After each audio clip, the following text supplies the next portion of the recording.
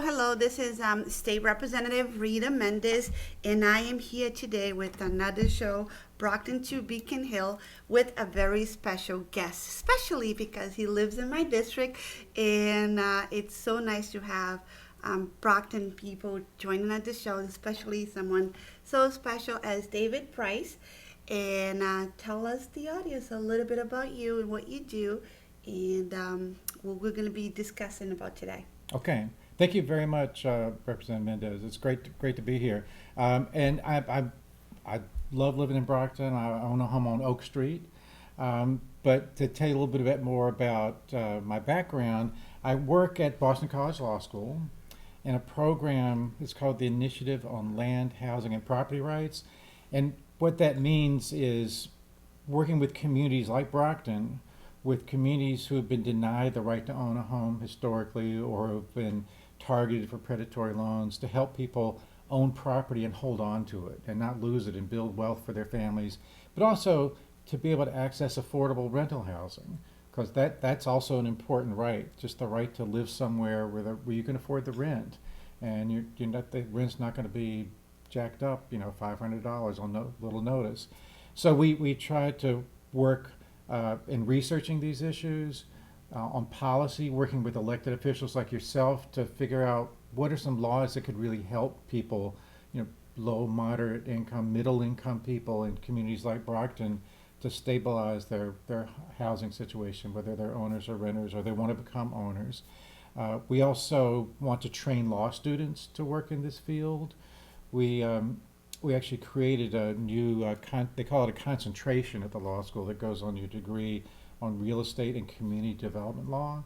Because what we're talking about here is really community development, what's going to help strengthen Brockton, strengthen families. They can have stable rental situations or home ownership and be, part of all the good things that are happening in Brockton. And we also do something called community legal education, because we want people to know their rights, whether you're a tenant or a homeowner or want to buy a home. And we'll have another podcast someday talking about the importance of having a will. But we're starting a program with some legal aid organizations to have classes in the community about why you need a will if you own a home, and what's involved in creating one. And so that people can be in control of their life, they can leave a legacy for their families, and they can plan also for things that happen during their life. Like you might want to have a health proxy in case something bad happens medically, for example. So we'll have another podcast talking about that. But we really want to help property owners, homeowners in Brockton and other neighborhoods, communities like Brockton, to be able to pass their home on to the next generation in a safe way. Because there are lots of ways that it gets passed on, and bad things happen. But that's the community legal education part. But part of that is also having podcasts with you like this, just to talk about important information the community should know. It is very important to really educate the community, and only by what you said, it just so much.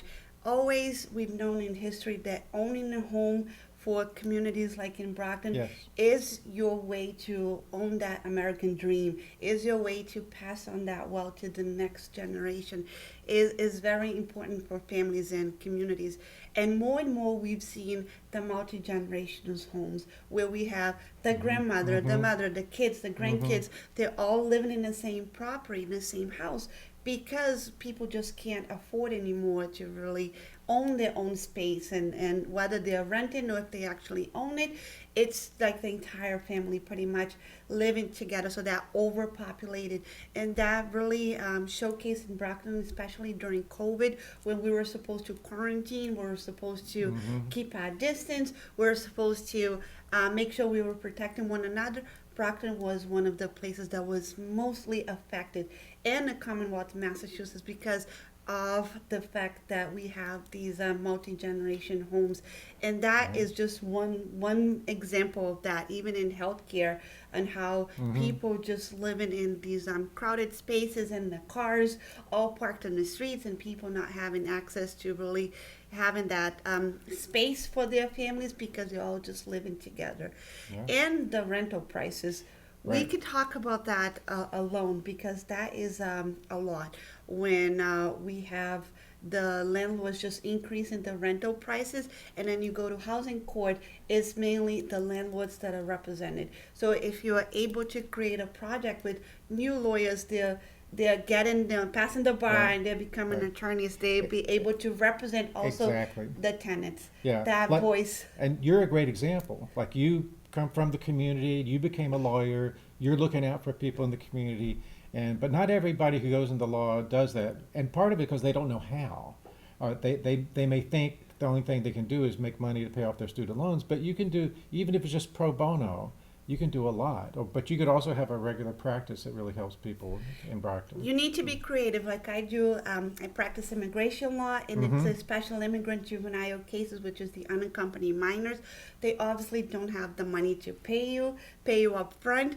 But what we do, we really work with them to help them get their work permit, help them get their social security, help them just get somewhat stable on their feet, and they'll do million payment plans, and we'll do a reduced price. So you work with your community, you work with the people that you really wanted to help, and by doing that, you get the cases that people can afford to pay you, and Right. that allows you to help Right. even more people in the community. But you need to get creative. Right. It does put a pressure on you when you just come out of law school and you have to pay your student loans, and you have to maybe work for someone from some firm that you have to put billable hours. So there's a lot of pressure too. There But is. when people is available and they're available to really help the community, we need that. We so much need Yes.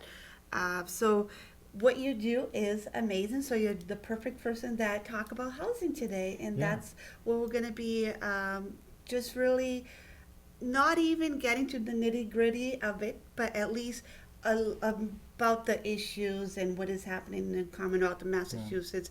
The fact that we're seeing so many people moving out of the city of Brockton, moving out of the Commonwealth of Massachusetts, just going to our neighboring states, Rhode Island, or just moving so much further out, maybe Yeah. to New Bedford and Taunton, and just keep on moving out of the city here in Brockton because people just being priced out. Right. Yeah, I think Brockton has a reputation as being relatively affordable. So I think outside of Brockton, people don't realize that price costs are going up, but for homes and for rents.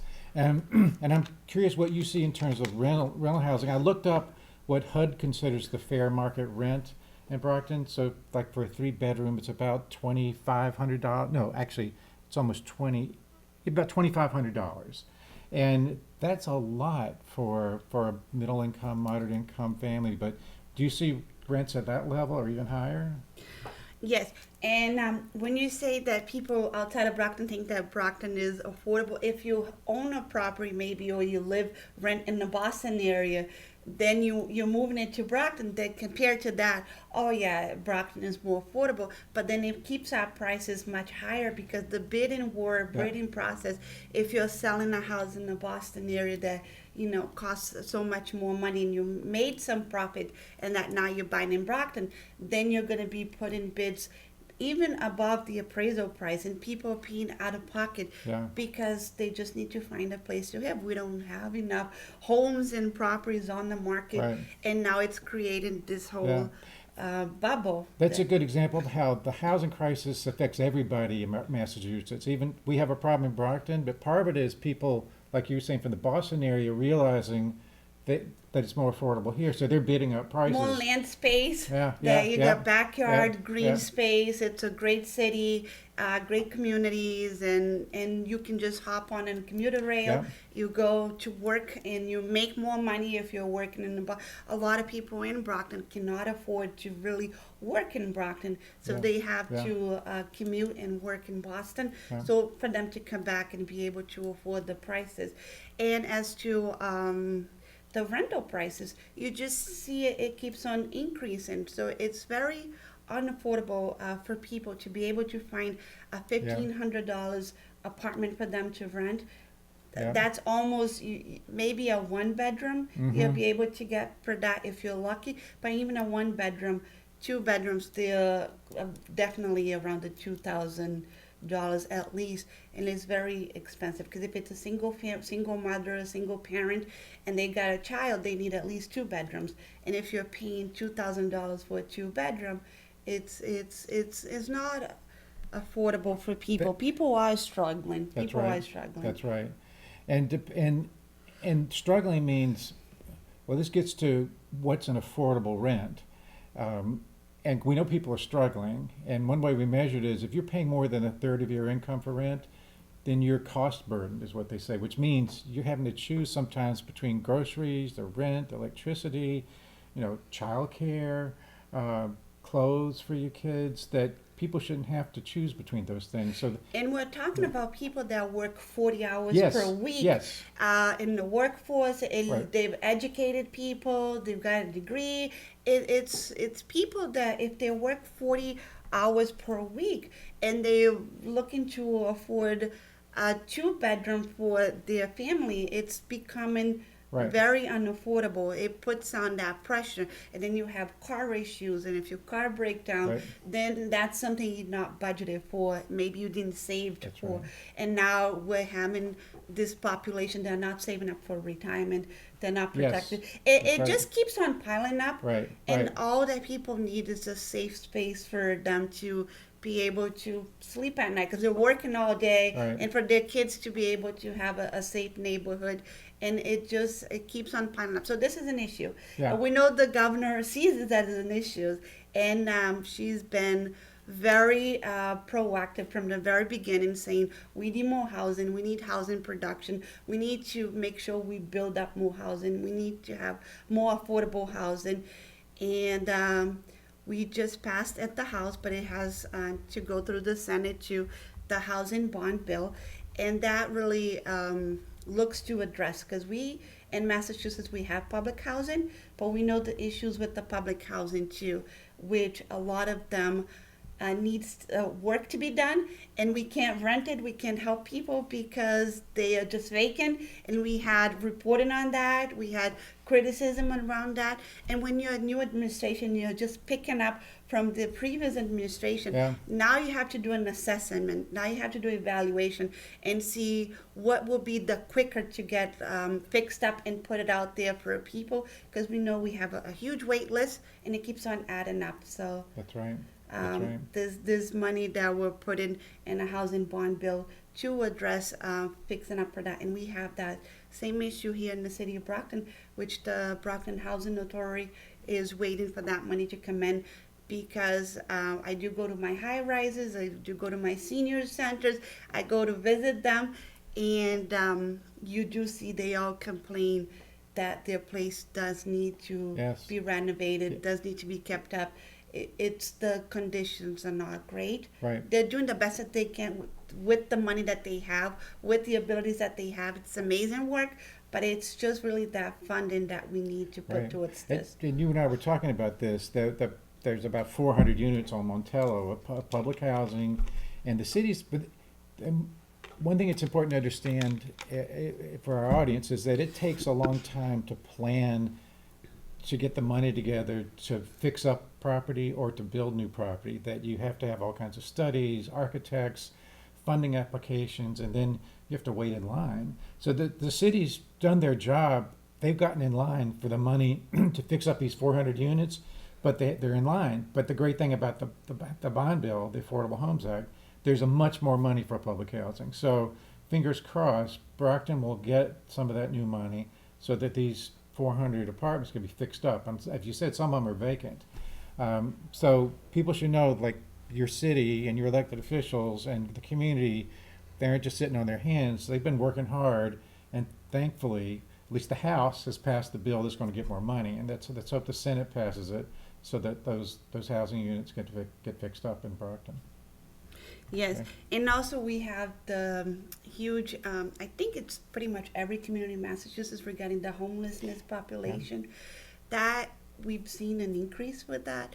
And it's not just Brockton. I know a lot of times we are driving around and walking around our communities where this the Brockton Community Access, this cable TV where we're recording now. It's very close to the shelter, and we are moving the shelter out of Main Street to the west side of the city of Brockton, and that will allow for wraparound services because the community, the homeless population needs, in order to be housed, wraparound services. They need the mental health. They need to really have that all around because otherwise they are not going to be able. It's not just finding them a place and Right. putting them on an apartment. Great job, you're on your own. Now you got your own place. You don't need to sleep on the streets anymore.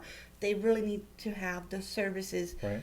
And a lot of that is also veterans Yep. that so this money and the housing bond bill for veterans and for the homeless shelters to be able to have the wraparound services because when they only go to the shelter at 5 o'clock, Right. whatever, and then at 7 o'clock in the morning they're kicked out, and then they have to wander around in the streets. Exactly. That really puts on a pressure in the community because we want to be able to do more, and we see that it's a population that needs more, and we're not doing enough. If we are just providing them a place to sleep at night, and then in the morning we're like, oh great, now you're on your own, and we're not providing them that assistance. Maybe even helping them get a job, maybe even helping them with the workforce and training and new professions for them to just be able Right. to get a Yeah, job and to feel that sense of belonging in their community. Yeah, I agree.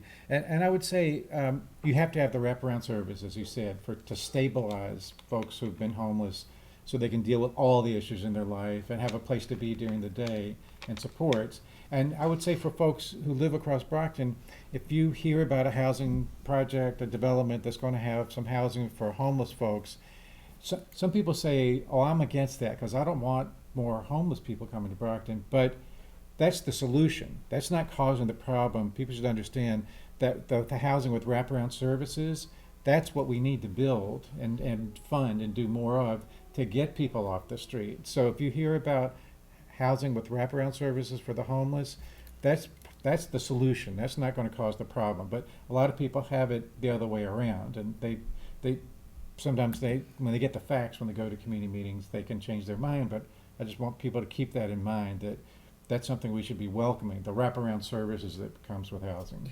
I think it's a lot of times the scare tactics because people are Yeah. busy. They're working and they're worried about their family. So when Yeah. they're hearing these rumors, they don't really have the time to just go and read and to show up at the community, the Yeah. hearings and the meetings, and to really educate themselves a little bit more. So that's why it's important for us to be doing our jobs as elected officials, as educators, to really make sure that we provide that knowledge and that information to the community, whether it's through a podcast, whether it's the local cable access, whether it's social media, whichever means that people are mostly on, that they are on their cars and listening to a podcast. I think it's our job to make sure that we're educating because there's a lot out there to really scare people, and then they're not getting all the facts, and that Yeah. becomes concerning. But Father Bills, they're doing tremendous work. On during COVID, we needed more space in order to make sure that the homeless population could quarantine. So they acquired the Rodeo Inn, and that at first was just the hotels with the rooms, and people were staying there. And then after, since they were already using up that hotel space, then they became even more creative. They're like, what if we just put on a kitchenette and make it these studios for people to be able to be living in these hotel rooms? So then they did that. So now very close by, it's going to be their new homeless population, the shelter there, but with the wraparound services. And Brockton Neighborhood Health Center is going to be stationed there, so they're going to have a lot of services for people just to come in. And they also have something amazing. If you're thinking that you're about to become homeless, before you become homeless, they'll have an intake process which people can come in. let them know, okay, so this is what I need. If I don't pay my rent this month, I'm going to be sleeping in my car. I'm going to be on the streets. So they'll even provide them money and funding to be able to pay the rent for them to get caught up. There's going to be some different ways. So they're saying, come to us before you become homeless, before, because if they are able to get to people before and find out what the needs are, then they'll have the resource to help them. So this is exactly what we need. And by talking to them with father bills, what they're saying that the age group that are increasing in becoming more and more homeless is from 18 to 22. Mm-hmm. And what they're saying is usually these kids, they grew up in the system all their lives, and when they turn 18, they age out of the system and they are done. They are done in just complying with the rules. They're done in being in confined, and they just like, I'm rather live on the streets, become, on my own, on my feet. But they're saying we're seeing a huge increase in that population lately, and that's something for us to really a wake up call. Right. What can we do to provide resources We're for talking them? about young adults aging out of foster care, right? Yes. Yeah, I know that there's a program, I don't know if they're still around, that the state had for that group from like 18 to 24. And there used to be a rental voucher for, well, they're not kids anymore once you turn 18, who have aged out of foster care. If they're enrolled in a job training program, either they have a job or they're enrolled in a job training program, they can get a voucher to pay the rent. So it gets them off the street and they're working towards getting a job or keeping a job. And that could be a great program. Maybe that's something we could work on to see if is that still exist, and if not, can we get some money to restart it or expand it? Because you're right, I think that's why a lot of these young adults are on the street, and some of them we don't know about because they're couch surfing with friends, whatever, and Yeah. then we may not see them on the street, but we know there's a big population of young adults who are homeless, either on the street or just moving from place to place, couch to couch. Yes, so that is also a population that just by talking to some of these organizations, it brings it to our attention. And like you said, maybe we should look further into some of these programs and see how can we get to these young adults before they are unhoused and they're on their own. So I have a child that also just turned 18, Mm-hmm. and to me that's still a child, but legally it's not. It's a young adult. Yeah. So that 18 is a very tough age because you're still trying to find themselves. So I as a mother have pretty much no say in the sense that now he can go to his physical without my presence. Yeah, I don't yeah. need to be present anymore. So it changes. Now he can sign his own forms for his medicals Yeah. and all of that really is like, oh wow, this is real now. So now Yeah. it's he's already an adult, and so that population really needs to have that support, and there's a great potential. We need the workforce too. We've been saying we need people in the trades, plumbing, right. electrician. How much we try calling when we need a plumber, electrician, a carpenter, and we really can't find someone because they're so busy. And the ones we find, they're older, they're going to be retiring soon. So we need more young adults in the trades. It makes good money. They pay you while you are training, and it starts with a decent pay, the union, you get the health care and you get protections.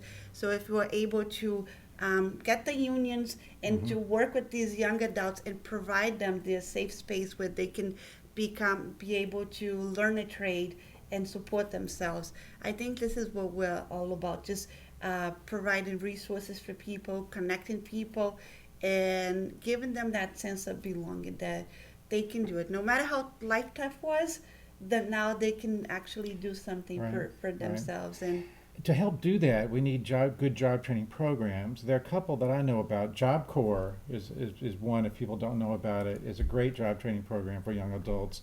In some cities, they have a program called Youth Build, which trains young adults in construction trades. And I know there's a Youth Build in Boston, and I think up in the North Shore, but it'd be great if we could get them to start a Youth Build training program in Brockton. And I know there are some contractors, some of the larger contractors have training programs because they see they need a trained workforce. They see that their workforce is getting older. They want to get young adults, especially from the communities where the construction is happening. I know there's a great contractor called NEI that has a job training program in Boston, and if they or other contractors are doing work in Brockton, we should talk to them and trying to get them to do some training, even to get what's called like your OSHA 10, like the basic training you need to step on a construction site is that OSHA 10 certification. It's called that because it takes 10 hours of training on work construction site safety. I think we need more of those programs right here in Brockton to engage those young adults you're talking about. The vocational schools does a great, phenomenal job with that, but there's a wait list to get into Right, a vocational right. school. That becomes a whole another issue that Yeah, we could talk about yeah. for another hour, because more and more kids maybe want to get into the trades and not necessarily go to a 4-year college and spend the money to that. They just want to be able to graduate and be able to make some income for themselves and their families, because a lot of them do need to work. They've been working through high school because they need to help out in the house and the family and help their parents, because living is just so very expensive. So that's Right. something that we need to would be great, because even if they're not in a vocational school, they'll be able to still have access to these programs that we go and recruit these kids and train them and put them to work with decent pay and benefits and retirement and pension. So that is definitely something great.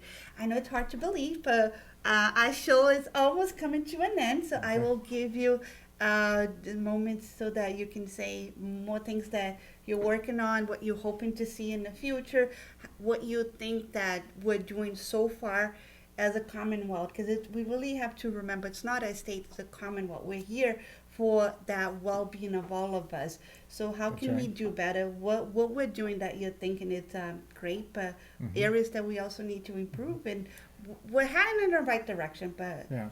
I'd say there are a couple things that are happening in Brockton that are really positive, and maybe in another occasion we could talk more about them. One is the city is helping develop to build more mixed income housing.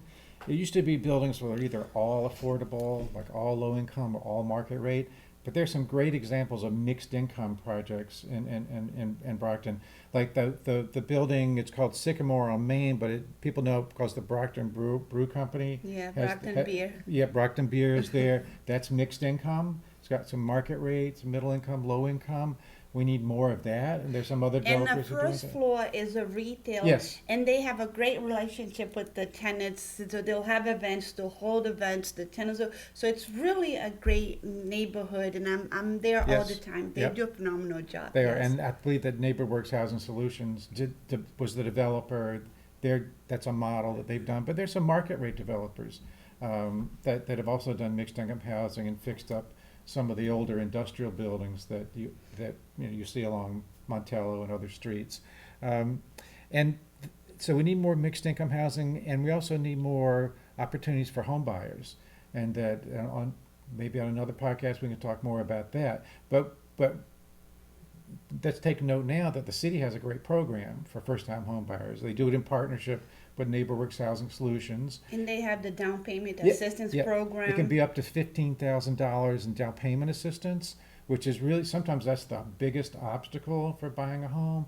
Like if no one in your family's ever owned a home before, it means they probably haven't accumulated the assets to give you money for the down payment. People call that the bank of mom and dad, but that's people in the suburbs who are allowed.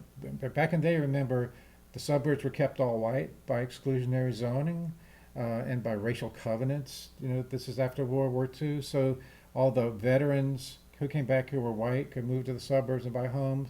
But if you were black or Latino, you were kept in the city where you couldn't get a loan to buy a home. So a lot of the folks who want to buy a home for the first time in their family, they don't have the bank of mom and dad. So they need this program with NeighborWorks and with the city for that down payment assistance. And they have classes so you can learn to get a safe mortgage. So you're not taken advantage of by some of these lenders who will, it sounds like they're making a good deal for you, but it's really a trap that could lead to foreclosure down the I road. think we all remember the 2008 crisis. Exactly. So take a first-time homebuyer class. Go through the city, through the Brockman redevelopment, or NeighborWorks Housing Solutions. Make sure you take a homebuyer class. But there's a lot more to say about home ownership in Brockton and mixed income housing. I'm hoping we can do that again. Yes, absolutely. This was great. Thank you so much for listening to our show, and we'll definitely be back, and we'll definitely have our guests back so we can talk more about so many issues that I feel we raised up, and that we can definitely go deeper and provide resources to the community on where they can go to get this information. So we'll definitely be back. Okay. And thank you so much for being part of our show today. Okay. Thank you for having me. Thank you.